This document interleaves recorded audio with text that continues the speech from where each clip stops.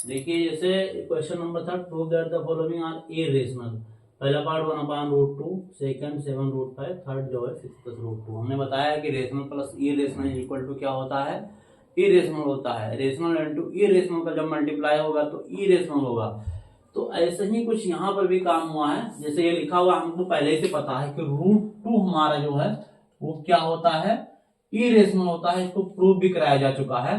इसमें अगर हम मल्टीप्लाई करा दें, किसका मल्टीप्लाई करा दें, 1/2 का है। 1/2 कैसा, रेशनल। 1/2 का मल्टीप्लाई कराया गया तो एक देखिए क्या बन गया, √2 इंटू 1/2। तो अब इस 2 को हम ऐसा भी तो लिख सकते हैं, आप लोगों को पता होगा कि 2 को हम √2 इंटू √2 लिख ले तो एक रूट तो एक रूट को काट देगा, फिर ये बच कितना जाएगा, 1/√2 बच जाएगा। तो यही तो है, हमने बताया कि जब रेशनल और इरेशनल का जब मल्टीप्लाई होगा तो क्या बनेगा, इरेशनल बनेगा। वही काम यहां भी हो रहा है। √2 हमको ऑलरेडी पता है क्या होता है, इरेशनल नंबर होता है। उसमें रेशनल नंबर का मल्टीप्लाई करा दिया गया। रेशनल नंबर क्या है हमारा 1/2 है, उससे मल्टीप्लाई कराया गया तो क्या बन गया, 1/√2 बन गया, जो कि एक इरेशनल नंबर देगा। लेकिन ये हमको प्रूव करना है। चलिए इसको करते हैं फिर से वही काम। लेट 1/√2 बी ये rational number, since it is a rational number it can be express in the form of P/Q है। PQ बिलोंग टू I, मतलब इंटीजर को बिलोंग करता है। Q is equal to not 0 होना चाहिए और PQ क्या होना चाहिए, को प्राइम होना चाहिए। आप उसको भी लिख सकते हैं कि PQ आर को प्राइम। तो यहां पर हमारे पास क्या है, 1/√2 है। 1/√2 इज इक्वल टू P/Q लिख लिया हुआ है। PQ are integers. आप देखिए यहां पर ये क्रॉस मल्टीप्लाई हो गया, P√2 हो गया, इधर ये गया तो Q हो गया, और Q हो गया तो अब हम क्या कर सकते हैं, इसको P से डिवाइड कर Q/P हो गया। Q/P इज इक्वल टू √2 आया। अच्छा हमको पता है कि Q/P इज रेशनल। P/Q भी रेशनल होता है, Q/P भी रेशनल होता है। हमने बताया कि रेशनल को अगर रिवर्स भी कर देते हैं तो भी क्या हो जाता है, रेशनल नंबर हो जाता है। तो देखिए Q/P is rational as Q and P are integers. अगर Q और P इंटीजर्स है तो P/Q लिखें या Q/P, दोनों फिर क्या बन जाएंगे, रेशनल नंबर बन जाएंगे। आप कोई भी एग्जाम्पल उठा के देख लीजिए। जैसे अभी हमने बताया कि 1/2 का एग्जाम्पल हमने ले लिया, अब 2 लिख लीजिए, इसको रिवर्स कर देंगे। इसको 1/2 को 2/1 लिख सकते हैं इसको, तो ये भी क्या बन गया, रेशनल बन गया। बस यही कंडीशन होनी चाहिए, ये दोनों क्या होने चाहिए, इंटीजर्स होने चाहिए। अब ये बात करते हैं तो Q/P इज रेशनल क्यों हुआ, Q and P are integers. Q और P क्या है, इंटीजर्स है। तो ये भी क्या हो जाएगा, हमारा राइट हैंड साइड अगर बन गया, क्या रेशनल बन गया, तो लेफ्ट हैंड साइड को भी क्या होना चाहिए, क्योंकि दोनों चीजें इक्वल हैं, दोनों चीजें इक्वल हैं, तो ये भी क्या होना चाहिए, रेशनल होना चाहिए। लेकिन ये तो कंट्राडिक्ट कर गया। कंट्राडिक्ट क्यों किया, क्योंकि ऑलरेडी हम जानते हैं कि √2 क्या होता है, इरेशनल होता है, जो कि प्रूव भी कराया जा चुका है। Hence our assumption 1/√2 is rational is false।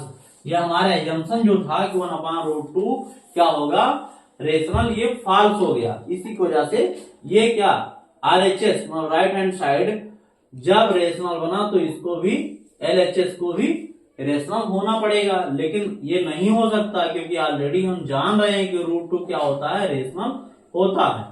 हमारा एजम्पशन, फिर हम यही मानेंगे कि मेरा जो एजम्पशन था या हम लोगों का जो एजम्पशन था वो क्या था, फॉल्स था। thus 1/√2 is irrational. ये प्रूव हो गया। ऐसा ही अगर इसकी बात कराएं, हैं, इसमें भी वही सब चीजें लिखेंगे, लिखने को तो सेम चीजें सब लिखेंगे ही यहां भी। बस यहां पर देखिए 7 कैसा है, एक रेशनल नंबर है। 7/1 देखिए सारी कंडीशन होल्ड कर रही है, मतलब 7 मतलब ये P है, ये Q है, ये एलिमेंट या बिलोंग टू कहां, I इंटीजर्स को बिलोंग कर रहे हैं।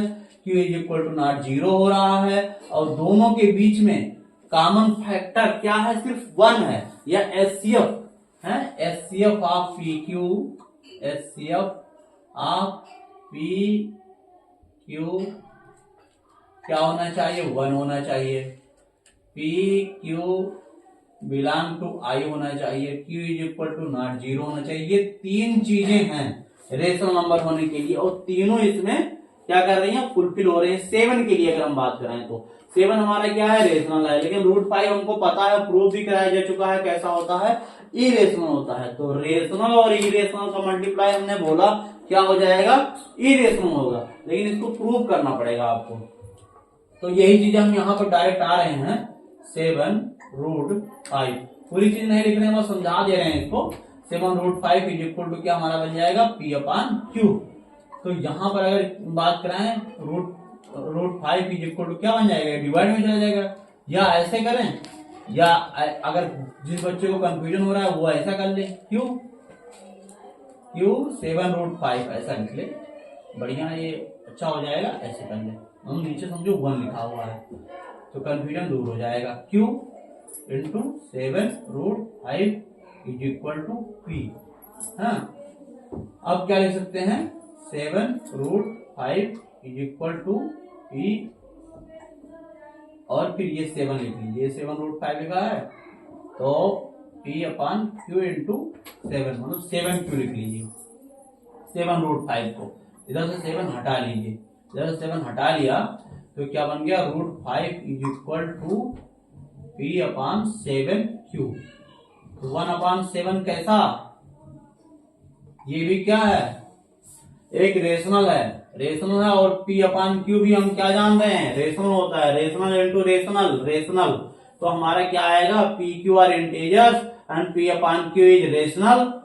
फिर से वही बात लिखेंगे कि यहां पर जैसे लिखेंगे P/Q is rational and P and Q are integers, यहां से PQ इंटीजर्स है।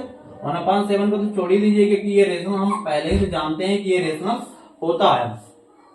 तो ये लिख दिया। फिर यहां पर लिखेंगे, ये तो √5 के इक्वल आ गया है, तो √5 is rational which contradict the fact.